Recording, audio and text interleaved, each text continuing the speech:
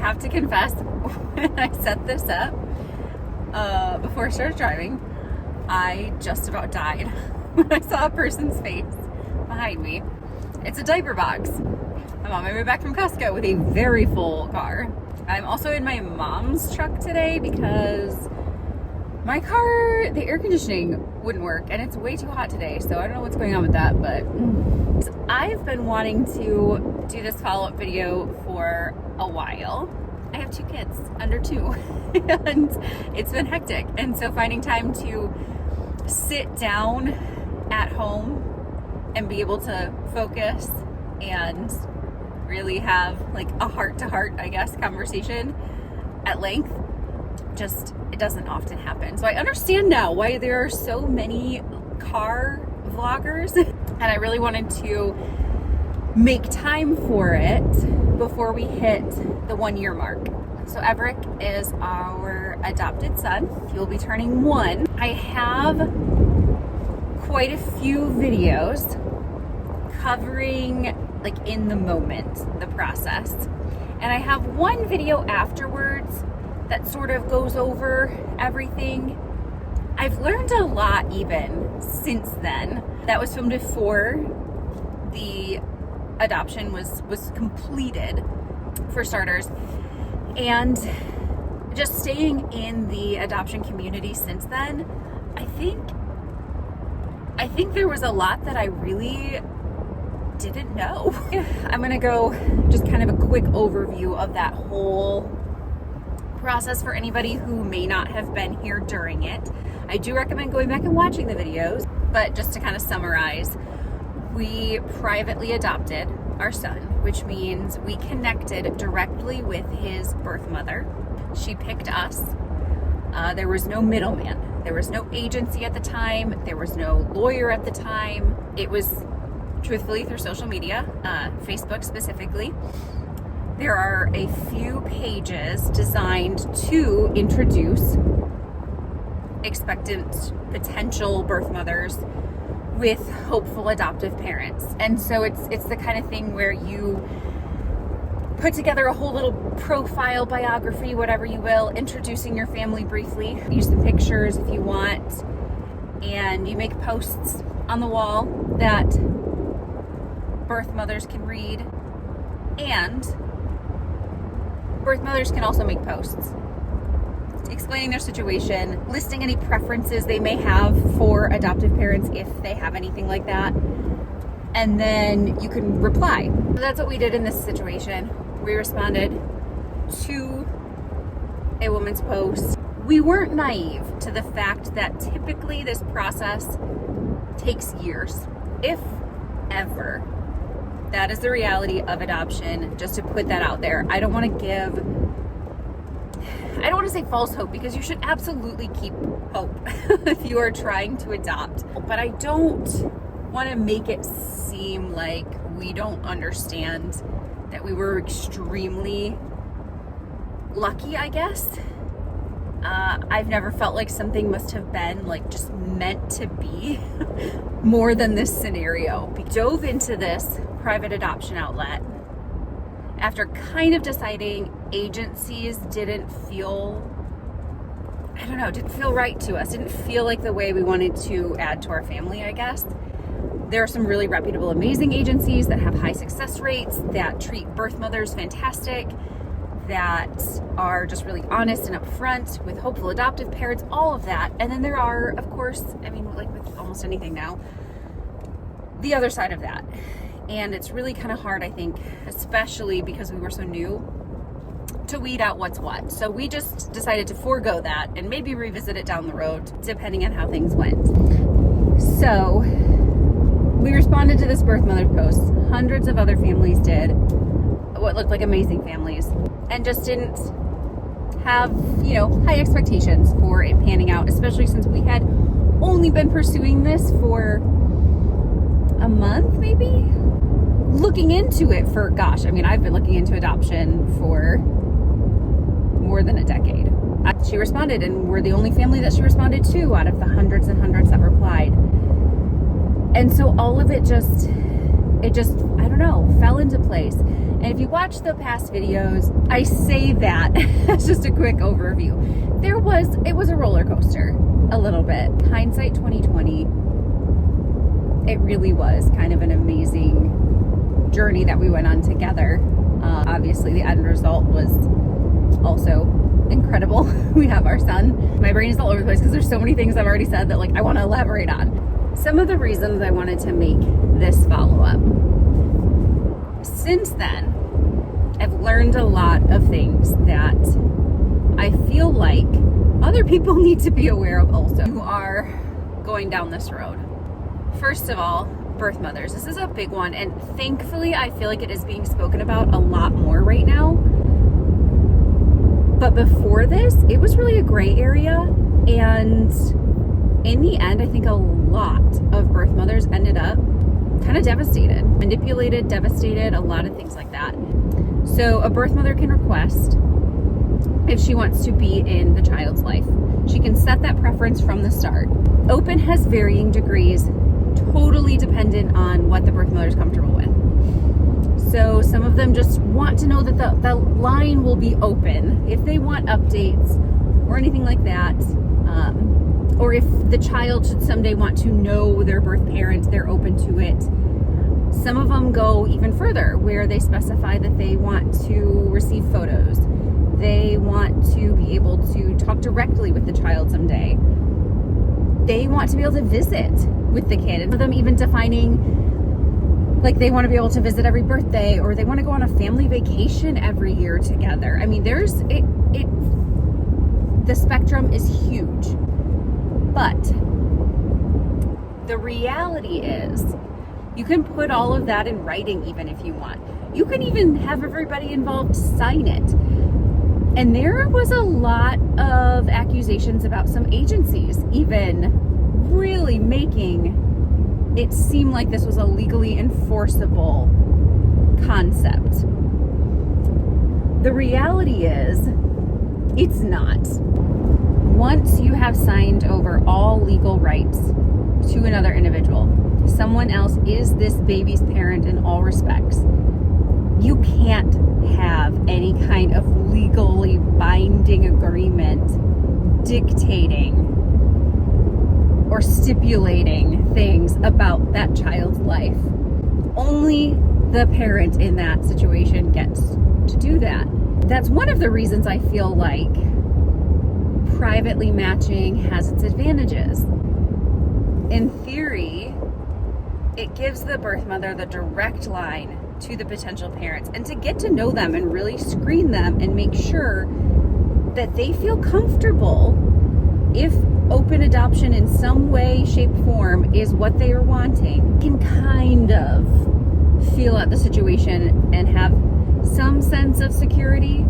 Not always. Again, I still hear the stories of these birth mothers that are honestly disappointed or devastated that the family they picked hasn't followed through. And I'm sure there are extenuating circumstances for some of those. I know for our situation, the birth mother said she wanted a closed private adoption, and I mean within probably a day reached back out saying, well, maybe she wanted to just know how he was doing. And as it's progressed, like we send photos and videos and we're still in communication, and I think it's really wonderful.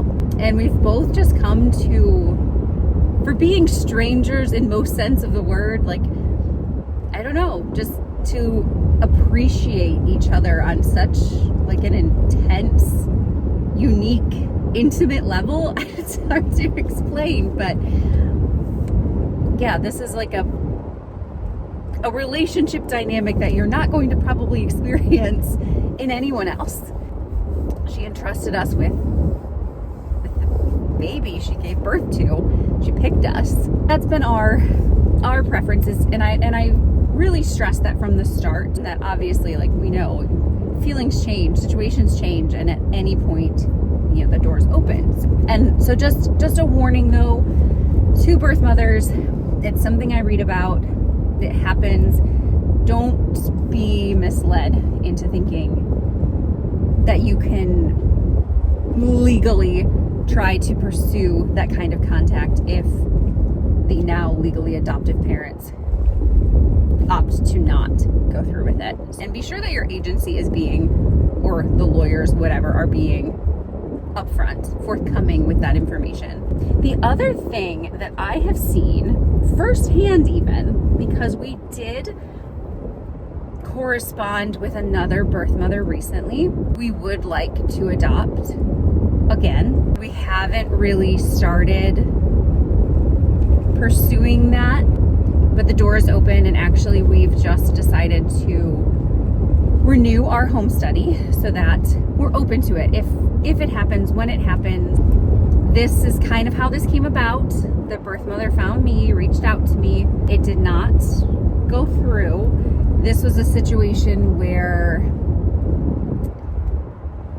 private adoption can sometimes attract people with some of the wrong intentions. And so we're just straight out scammers. There's also that side of it. And I did not realize going into this how prevalent scammers were. Completely in the dark about that. Really did not experience it right off the bat. And by the time this situation arose, I was a lot more familiar with like what to look out for. So she was a birth mother that was financially motivated.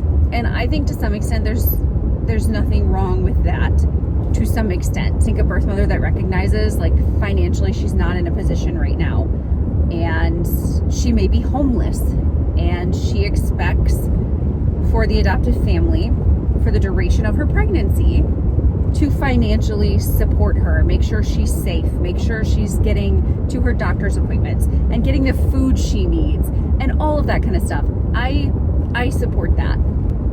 So there's a fine line though between that and birth mothers who are solely motivated by how much money they can get and are constantly looking for a family that would be willing to give them more. That was the situation with this. She basically had already entered into potential adoption scenarios with several other families and agencies even, was receiving financial help from them. When we came along, we did make sure that she was not in that exact moment with anyone else. I mean, I did a ton of checking and calling and spoke with past lawyers and agencies and everything else. So at that exact moment, she was not, but we also were wary. We knew what had happened before. We do not send any money ever directly to a birth mother. Birth mothers don't anticipate that happening, don't ask for that to happen. That is fully, completely illegal.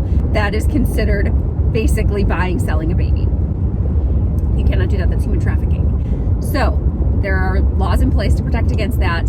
And the way that you navigate it is by paying for these things directly. So we paid directly to the landlord, directly to the car company, directly to Walmart. We would get a grocery list basically and purchase it through Walmart.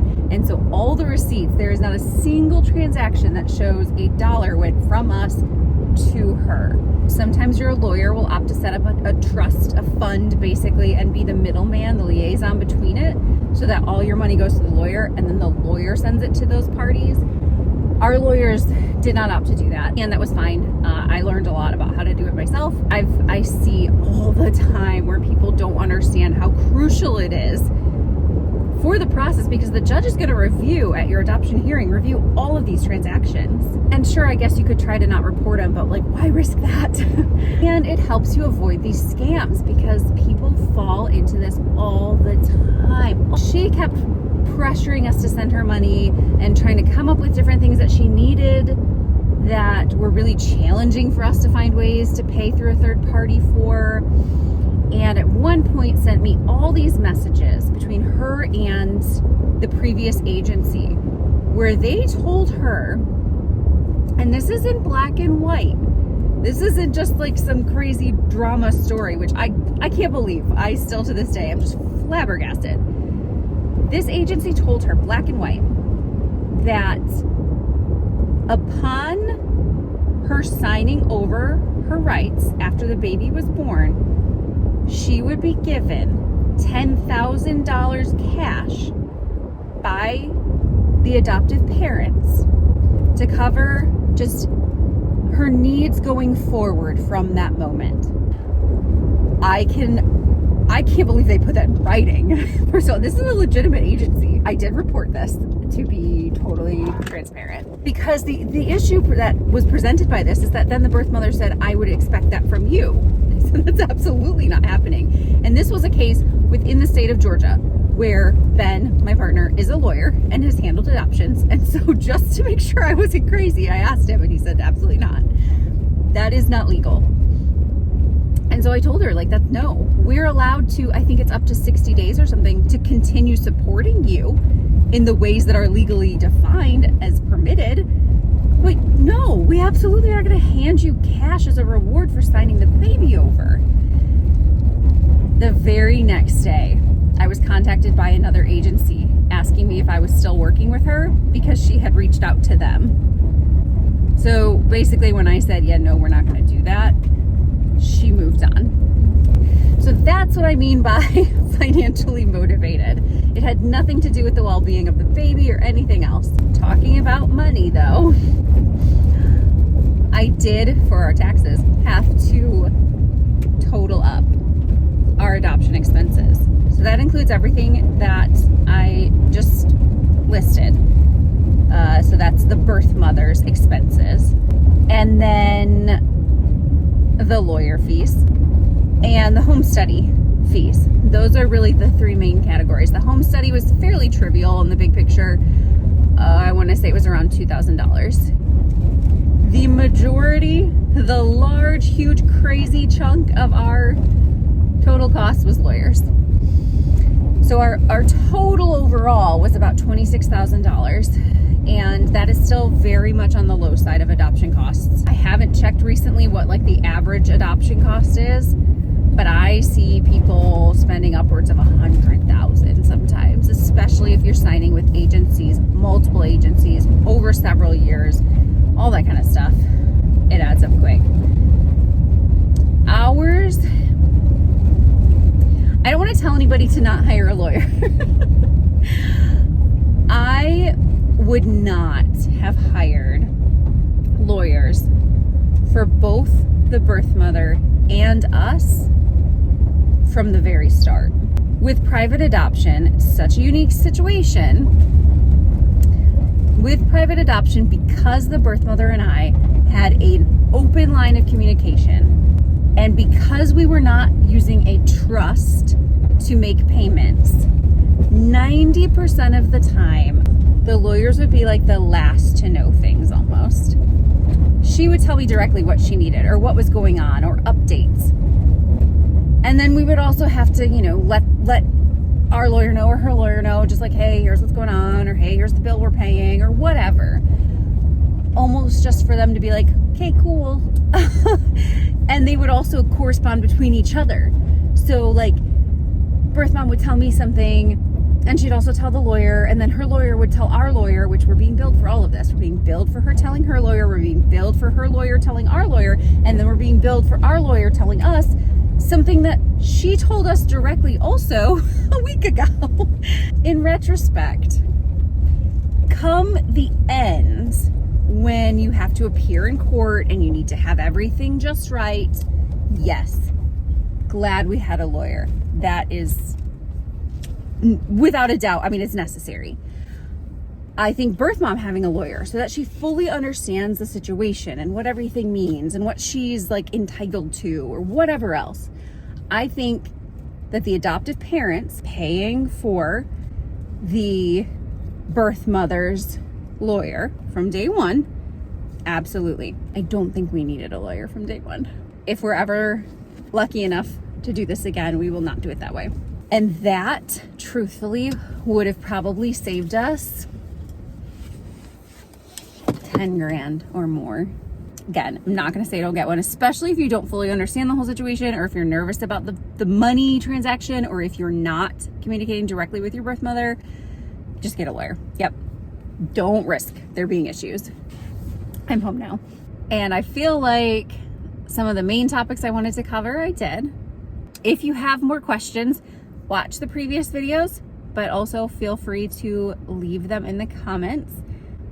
I am now, understandably, I guess, really passionate about adoption and specifically private adoption, sharing what we know, what we've learned, what we're continuing to learn with other people, because